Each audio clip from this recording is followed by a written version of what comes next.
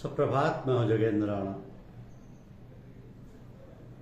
आज की हमारी आध्यात्मिक चर्चा का विषय है अनन्य चिंतन। अनन्य चिंतन। हम ईश्वर को मानते हैं। इसका क्या अर्थ? लोग समझते हैं कि ईश्वर है और मानते हैं कि ईश्वर है। यही ईश्वर को मानना है। ये ठीक है, पर पूरी तरह से ठीक नहीं। जब नास्तिक कहता है कि मैं ईश्वर को नहीं मानता, मैं ईश्वर के होने से इनकार करता हूं, तब इसका असली अर्थ क्या होता है? यही कि वह ईश्वर है, इस विचार का निषेध करता है। ईश्वर के होने या न होने से इनकार किया ही नहीं जा सकता। इनकार कर भी दें तो ईश्वर के होने या न होने पर कोई प्रभाव नहीं पड़ता। इसी प्रकार एक सामान्य व्यक्ति जब कहता है कि मैं आस्तिक हूं, मैं ईश्वर को मानता हूं, तब भी कुछ ऐसा ही आशय होता है कि ईश्वर है और मैं इस विचार को स्वीकार करता हूं कि ईश्वर है। इस विचार को इनकार या स्वीकार करता है क्योंकि हमारे ईश्वर एक धारणा, एक कंसेप्ट, एक विचार, एक थॉट है और एक मनोनिर्मित आकृति यानी an image formed by our own mind के रूप में हमारे लिए है।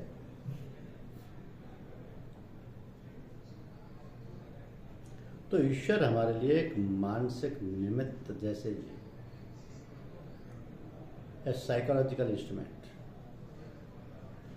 ये विश्वास भी सामाजिक मानवीय जीवन में लाभकारी होता है।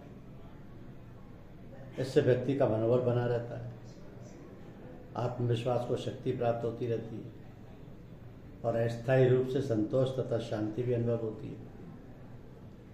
वो सांसारिक परिस्थितियों का सामना करने या उससे सामंजस्य कर पाने में एक सक्षमता अनुभव करता है। ये सारे लाभ उस व्यक्ति को मनोवैज्ञानिक स्तर पर प्राप्त होते हैं। तो आध्यात्मिक स्तर पर नहीं या नहीं के बराबर। कारण भी यही है कि हम ईश्वर को नहीं, ईश्वर के विचार को जानते हैं। विभिन्न धर्म संप्रदायों के शास्त्रों में ईश्वर के विषय में जो कुछ भी शब्दों में, भाषा भेदों में कहा गया है, वो ईश्वर का विचार मात्र ही है। वह ईश्वर की वैचारिक और सांकेतिक अभिव्यक्तियां हैं। यह भी सत्य है, यह वैचारिक सत्य है। यहां सत्य विचारों या प्रतीकों के पीछे छिपा हुआ है। तो विचार और प्रतीक इस अर्थ में सत्य हैं क्योंकि वे उस परम सत्य का उद्घाटन करने में सहायक। जब तक अनुभव नहीं है, प्रत्यक्ष नहीं है, दर्शन नहीं है, तब तक सब कुछ शाब्दिक ज्ञान है। अनुभव ही वास्तविक ज्ञान है। यह विचार तथा प्रतीक उस परम सत्य की छायाएं हैं, परम सत्य नहीं। पर छाया तो उसी की है। ये तो सत्य है ही। छायाएं आभासित हैं, आभास कराती हैं, किंतु वे आभा पूर्ण नहीं है, इसलिए प्रत्यक्ष नहीं कराती। परम सत्य वह ईश्वर एक है और सारे वक्तव्य उसकी छाया हैं। मन और बुद्धि के पार जाने पर जब चित्त भी बेसुध हो जाता है, चित्त वृत्तियां शमित हो जाती हैं और अहंता का नाश हो जाता है, तभी वो परम सत्य अनुभव में उतरता है। यही बोध होना है, यही प्रत्यक्ष होना। तो हम छायाओं के ही पीछे नहीं भागना है। हमें छायाओं के पीछे ही भागते रहते हैं। हमें स्थिर होकर छायाओं को देखना है, समझना है। एकदम छायाओं के पीछे छोड़कर आगे निकल जाना है। उसके सामने जिसकी वो छाया थी, तब पता चलता है कि मैं जो शरीर नहीं है,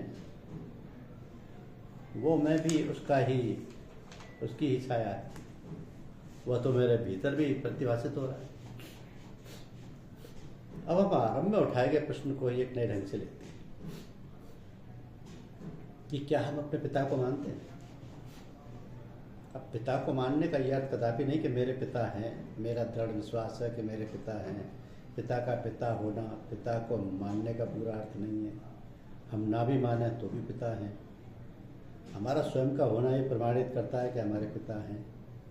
पिता ना होते तो हम ही अस्तित्व में ना आए होते। पुत्र बहुत गहरे अर्थ में अपने पिता का आत्मा कहलाता है। तो इसी प्रकार परमात्मा जो परम पिता है, सबके पिता है, उनका होना तो सुनिश्चित है ही। हमारा होना ही उनके होने का स्वयं सिद्ध प्रमाण है। हर जर्रा चमकता है अनवारे हिलाई से, हर नफ्स ये कहती है मैं हूं तो खुदा भी है। यानी सृष्टि का कण कण उसके दिव्य प्रकाश से ही चमकता है। हर जर्रा चमकता है अनवारे हिलाई से, हर नफ्स ये कहती है मैं हूं तो खुदा भी है। सृष्टि का कण कण उनके दिव्य प्रकाश से ही चमकता है, अर्थात प्रत्यक्ष होता है, दिखता है, अस्तित्व में आता है। कोई आत्मज्ञानी कवि कह रहा है कि मेरी हर चलती हुई सांस ये कहती है, मेरा जीवन ये उद्घोषणा करता है कि मैं हूं तो ईश्वर भी है। मेरा अस्तित्व उसके अस्तित्व से। तो परमात्मा का होना सुनिश्चित है, उस पर कोई संदेह प्रश्न हो ही नहीं सकता। हम चाहे माने या ना माने, किंतु परमात्मा तो है ही। परमात्मा का होना हमारे द्वारा परमात्मा को मानना नहीं है। हमारे मानने से वह हो नहीं जाता, हमारे न मानने से वो खो नहीं जाता। तो हमारे मानने या न मानने से उसका होना अप्रभावित ही रहता है। फिर ईश्वर को मानने का क्या अर्थ है? क्या हम अपने पिता को मानते हैं? तो होगा हाँ, हम अपने पिता को मानते हैं, हम उनका आदर करते हैं, उनकी सेवा करते हैं, उनकी आज्ञाओं का पालन करते हैं। यदि हम अपने पिता को प्रेम नहीं करते, उन्हें आदर नहीं, मान नहीं देते, उनका ख्याल नहीं रखते, उनकी सेवा नहीं करते, उनकी इच्छाओं की पूर्ति नहीं करते, और सबसे ऊपर यदि हम उनके संकेतों को नहीं समझते तथा उनके आदेशों के अनुसार कार्य नहीं करते, तो पिता को मानने का कोई अर्थ ही नहीं होगा। अब यही उत्तर हम अपने परमपिता परमात्मा या ईश्वर के संदर्भ में ग्रहण करें तो ईश्वर को मानने का अभिप्राय होगा कि हम ईश्वर को प्रेम करते हैं, उसकी इच्छाओं को स्वीकार करते हैं,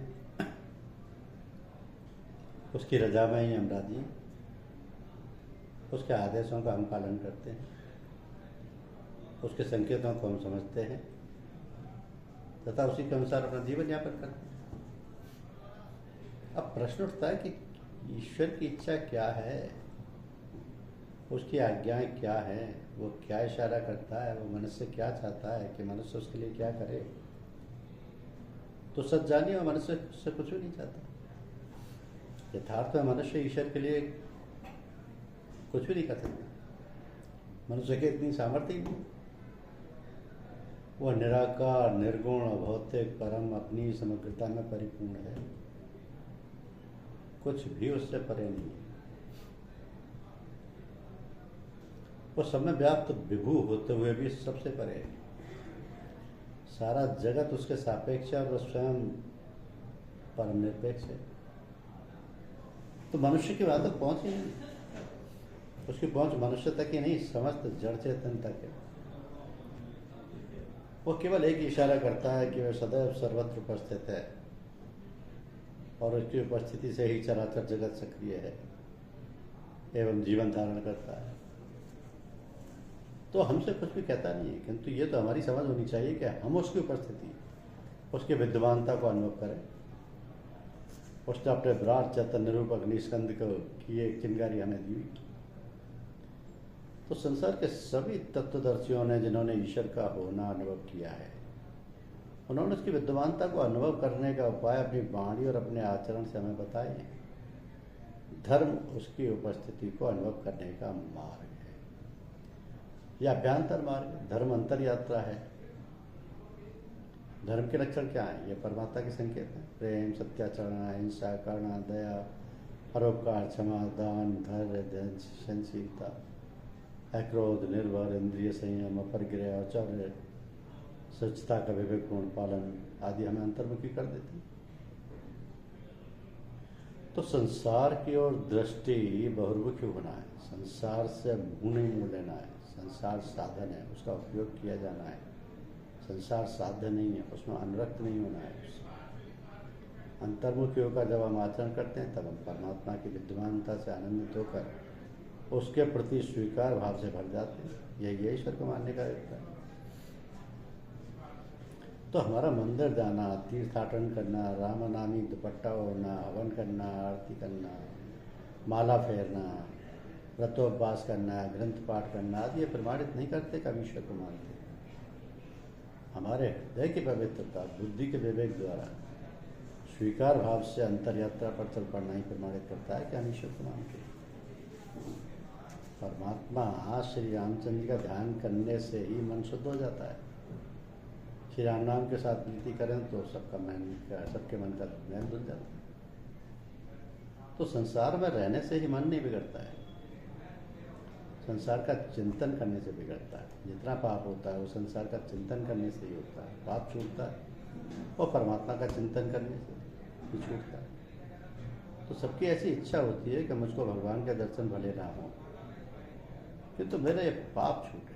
पाप के संस्कार अनेक जन्मों से मन बुद्धि में दृढ़ हुए होते हैं। इसी से इच्छा न होने पर भी मनुष्य पाप कर बैठता है। तो सबकी पाप छोड़ने की इच्छा होती है, परंतु पाप छोड़ नहीं सकती, पाप हो ही जाता है। मनुष्य पाप करने से पहले संसार को चिंतन करता है। शांति से विचार करोगे तो ध्यान में आएगा कि संसार के चिंतन किए बिना कोई पाप होता ही नहीं। आँख से पाप करे, जीभ से पाप करे, इसके पहले तो मन विषय का चिंतन करता है। तो ज्ञानी महापुरुष सतत परमात्मा का ध्यान करते हैं। मन कुछ ना कुछ चिंतन, ध्यान चिंतन किए बिना नहीं रहता ही नहीं। मन परमात्मा का ध्यान ना करेगा तो फिर जगत का ध्यान करेगा। मन छूटा रहे और बिना काम करे, बिना काम रहे तो पाप करता है। मन को थोड़ी फुर्सत मिले तो मन पूर्व संस्कारों के वश होकर पाप करता है। मन बेकाम नहीं रखना। मन बानर जैसा चंचल है, अकेला होते ही कूद फांद करने लगता है। ये मन जो बेकार रहे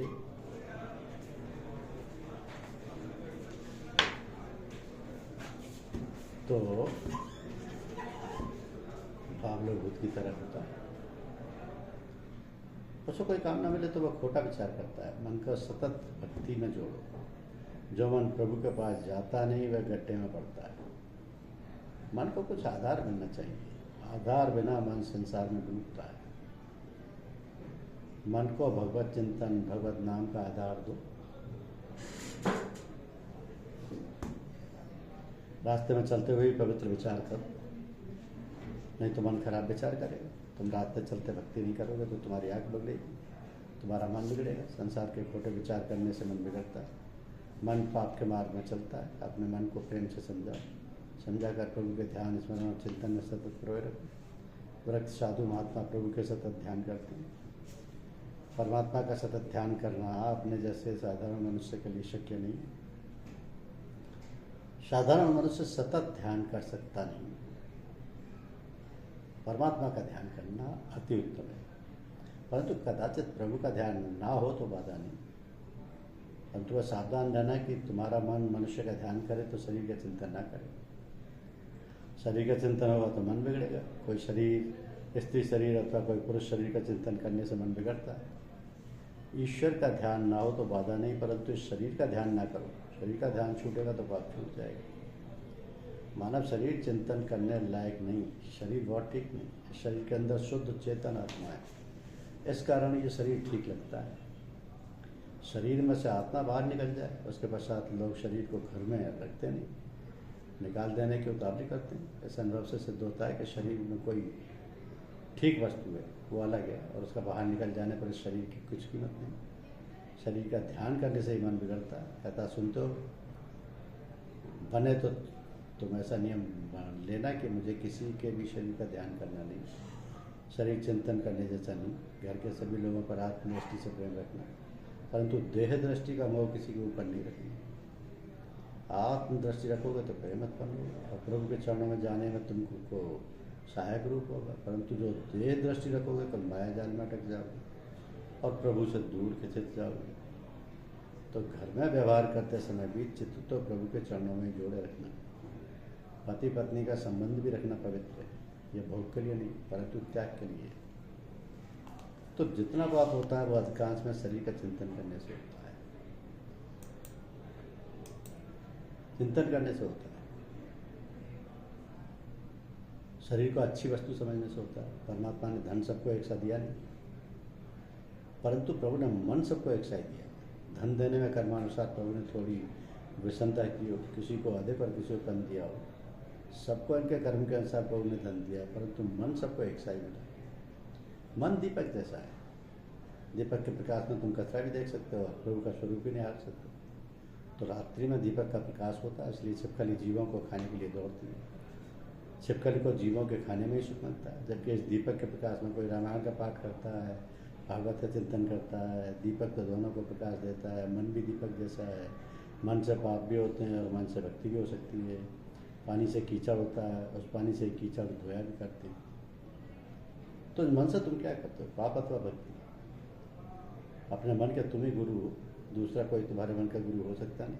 मन दूसरे को दिखता नहीं, तुम्हारा मन तुमको ही दिखता है। कोई मनुष्य तन से पाप करता है तो उसको घर के लोग समझा कर उसे पाप करने से नफरत करते हैं, परंतु कोई मनुष्य घर में बैठा बैठा मन से पाप करता हो तो उसको कौन समझाने जाएगा? मन से पाप करो, उसकी खबर दूसरे को पड़ती नहीं, तुमको ही पड़ती है। तुम्हारी आत्मा स्वीकार करती है, मेरा मन बिगड़ा, मेरे मन में पाप आया। तो ऐसे समय में मन को समझाओ कि विषय के संग पढ़कर पाप करता है, वे विषय ही तुझे फिर बाहर पिटवाते हैं। अपने मन को यदि तुम नहीं समझाओगे तो दूसरा कौन समझाएगा? मन के ऊपर बलात्कार ना करो, परंतु उसे समझा कर वश में रखो। मन को समझा कर कहो कि जहर तो खाए जाने पर ही मारता है, जबकि संसार के विषय विष का तो केवल विचार कर लेने से ही अधोगति हो जाती है।